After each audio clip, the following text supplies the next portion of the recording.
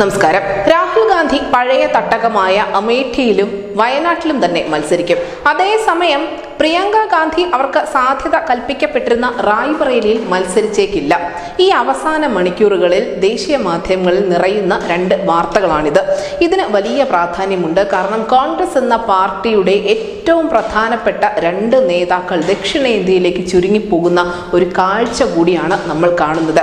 എന്തായാലും രാഹുൽ ഗാന്ധിയുടെ കാര്യത്തിൽ ദക്ഷിണേന്ത്യ അദ്ദേഹത്തിന് എല്ലാ കാലത്തും ഒരു സേഫ് സോൺ ആണ് എന്ന് തന്നെ പറയേണ്ടി വരും. കാരണം സംസ്ഥാന ചരിത്രത്തിൽ തന്നെ ഏറ്റവും അധികം ഭൂരിപക്ഷം, ഏകദേശം 5.5 ലക്ഷത്തോളം ഭൂരിപക്ഷം നേടിക്കൊണ്ടാണ് രാഹുൽ ഗാന്ധി തെരഞ്ഞെടുക്കപ്പെട്ടത്. എന്നാൽ രാഹുലിന്റെ സ്ഥാനാർത്ഥിത്വം കേരളത്തിൽ, പ്രത്യേകിച്ചും ദക്ഷിണേന്ത്യയിൽ മൊത്തത്തിൽ ഒരു ഗുണം കോൺഗ്രസ് പാർട്ടിക്ക് ചെയ്തു എങ്കിൽ പോലും ഉത്തരേന്ത്യയിൽ ഇത് വലിയ തിരിച്ചടിയായിരുന്നു. കാരണം രാഹുലിന്റെ വയനാട്ടിലെ സ്ഥാനാർത്ഥിത്വം BJP കൃത്യമായി ഉത്തരേന്ത്യയിൽ രാഷ്ട്രീയപരമായി കോൺഗ്രസിനെതിരെ വിനിയോഗിച്ചിട്ടുണ്ടായിരുന്നു. ഇത്തവണ വയനാട് അല്ലെങ്കിൽ രാഹുൽ ഗാന്ധി എങ്ങോട്ട് എന്ന ചോദ്യവും ഇടക്കാലത്ത് ഉയർന്നു വന്നിരുന്നു. കർണാടകയിൽ കോൺഗ്രസിന് ഉറച്ച വിജയസാധ്യതയുള്ള 5 മണ്ഡലങ്ങൾ സർവേയിൽ കണ്ടെത്തിയിട്ടുണ്ട്. ഇതിൽ ഏതെങ്കിലും ഒന്നിൽ രാഹുൽ ഗാന്ധി മത്സരിച്ചേക്കുമെന്ന തരത്തിലുള്ള ചില അഭ്യൂഹങ്ങളും ഉണ്ടായിരുന്നു.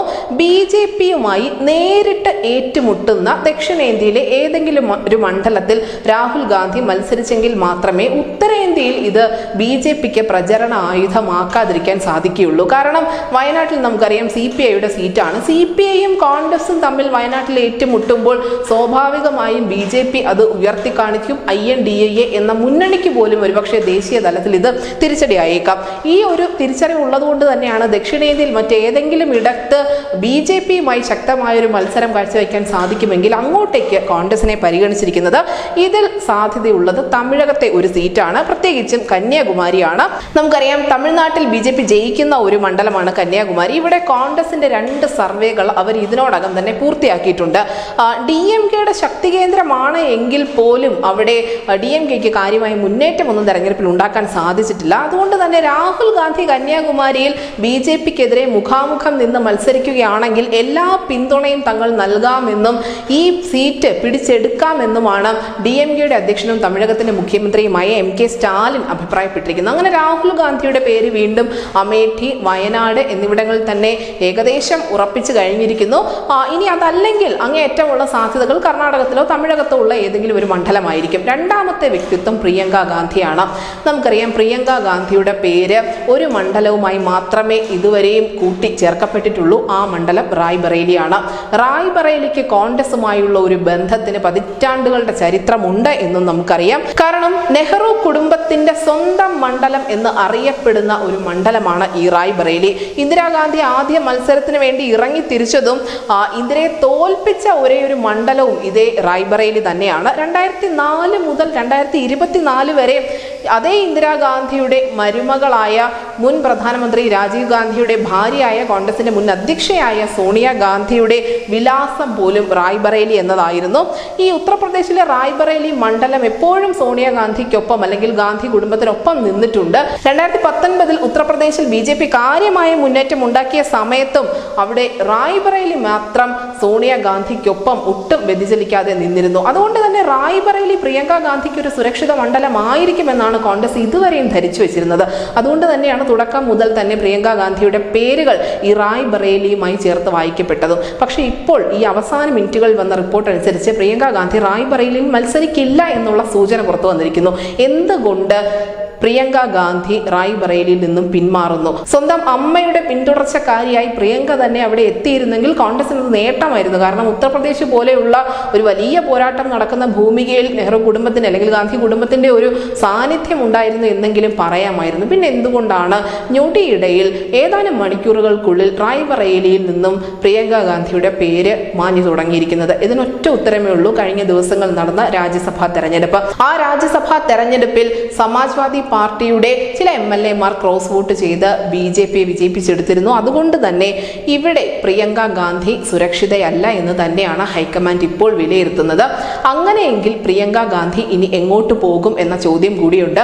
അപ്പോഴും ഉത്തരം ദക്ഷിണേന്ത്യ മാത്രമേ ഉള്ളൂ. ദക്ഷിണേന്ത്യയിലെ തെലങ്കാനയിൽ പ്രിയങ്ക ഗാന്ധി മത്സരിക്കുകയാണെങ്കിൽ തെലങ്കാനയിലും കർണാടകത്തിലും മഹാരാഷ്ട്രയിലും ഉൾപ്പെടെ അവർക്ക് ലോക്സഭാ തെരഞ്ഞെടുപ്പിൽ പ്രചരണത്തിന് മുന്നിട്ടിറങ്ങാം. ഇനി കർണാടകത്തിലാണ് മത്സരിക്കുന്നതെങ്കിൽ പോലും അവിടെയും ചില ചലനങ്ങൾ ഉണ്ടാക്കാൻ പ്രിയങ്ക ഗാന്ധിക്ക് സാധിക്കും. എന്തായാലും ഏറ്റവും അധികം സീറ്റുകളുള്ള ഉത്തർപ്രദേശ് പോലെയുള്ള ഒരു സംസ്ഥാനത്ത് നിന്നും 80 സീറ്റുകളുള്ള ഉത്തർപ്രദേശിൽ നിന്നും പ്രിയങ്ക ഗാന്ധിയും അതിനോടൊപ്പം തന്നെ രാഹുൽ ഗാന്ധിയും ഒക്കെ പിന്നോട്ട് വലിഞ്ഞ് അവരുടെ സേഫ് സോണുകളായി ദക്ഷിണേന്ത്യയെ തിരഞ്ഞെടുക്കുമ്പോൾ കോൺഗ്രസ് എന്ന പാർട്ടി തന്നെ ഇല്ലാതാവുന്ന ഒരു കാഴ്ചയ്ക്ക് കൂടിയാണ് രാജ്യം സാക്ഷ്യം വഹിച്ചുകൊണ്ടിരിക്കുന്നത്. എന്തുകൊണ്ടാണ് കോൺഗ്രസ് ഇല്ലാതാവുന്നതെന്ന് പലവട്ടം പല തവണ പലരും ചർച്ച ചെയ്തിട്ടുണ്ട്. അതിൽ ഏറ്റവും പ്രധാനപ്പെട്ട കാരണം ഗ്രൂപ്പിസം തന്നെയാണ്.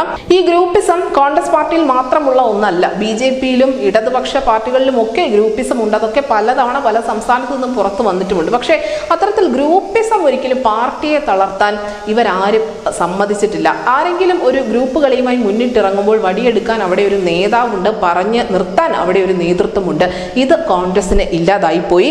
അടുത്തത് കുടുംബ പാർട്ടി എന്നുള്ള ഒരു അധിക്ഷേപമാണ്. നമുക്കറിയാം, മിക്ക മേഖലകളിലും മിക്ക സംസ്ഥാനങ്ങളിലും തന്നെ ചില കുടുംബ സ്വത്താണ് ഈ കോൺഗ്രസ് പാർട്ടി എന്ന് പറയുന്നത്. അത് രാഹുൽ ഗാന്ധിയുടെയും പ്രിയങ്ക ഗാന്ധിയുടെയും സോണിയയുടെയും ഒക്കെ കുടുംബത്തിൽ തുടങ്ങി ഇങ്ങോട്ട് വരുമ്പോൾ കമൽനാഥിന്റെ കുടുംബത്തിന് പോലും അദ്ദേഹത്തിന്റെ മരുമകൾക്കും അല്ലെങ്കിൽ ബന്ധുമിത്രാദികൾക്കെല്ലാം തന്നെ സ്വാധീനമുള്ള ചില മണ്ഡലങ്ങളുണ്ട്.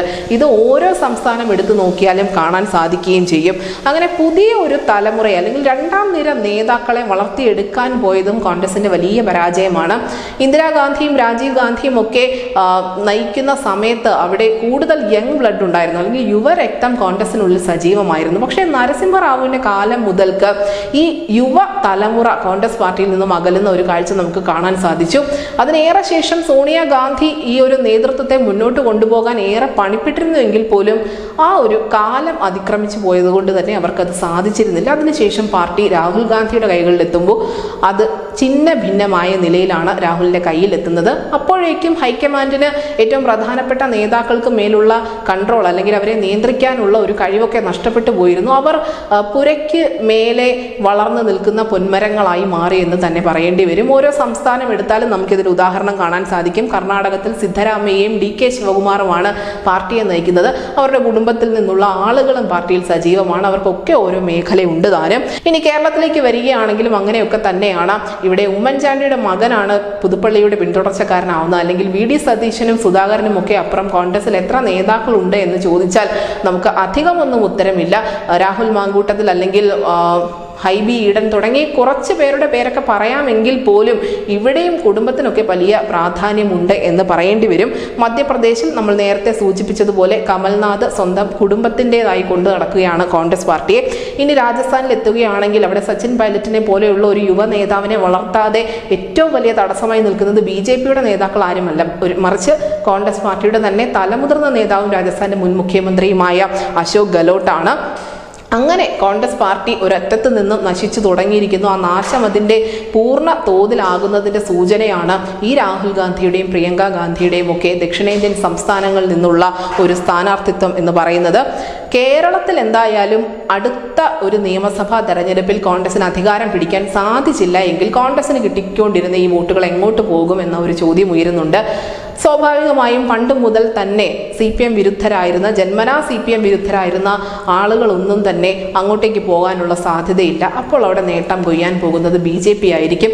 ഇത് തന്നെയാണ് BJP പ്രയോഗിക്കുന്ന തന്ത്രവും. അതുകൊണ്ട് തന്നെ ഉത്തരേന്ത്യയിൽ നിന്നും ഒളിച്ചോടി ഓരോ നേതാക്കളും സേഫ് സോൺ എന്ന പേരിട്ട് ഓമന പേരിട്ട് ദക്ഷിണേന്ത്യയിൽ എത്തുമ്പോൾ ഒരു പാർട്ടി തന്നെയാണ് നശിച്ചു പോകുന്നത്. അങ്ങനെ രാഹുൽ ഗാന്ധിയുടെയും പ്രിയങ്ക ഗാന്ധിയുടെയും സ്ഥാനാർത്ഥിത്വം ഏതാനും മണിക്കൂറുകൾക്കുള്ളിൽ തന്നെ രാജ്യമറിയും. അപ്പോൾ ദക്ഷിണേന്ത്യൻ സംസ്ഥാനത്തേക്കാണ് ഇവർ വീണ്ടും സുരക്ഷിത താവളം തേടിയെത്തുന്നതെങ്കിൽ അതിനർത്ഥം കോൺഗ്രസ് പാർട്ടി ഇനി ദക്ഷിണേന്ത്യ വിട്ട് മുകളിലേക്ക് വളരില്ല എന്നുകൂടിയാണ്.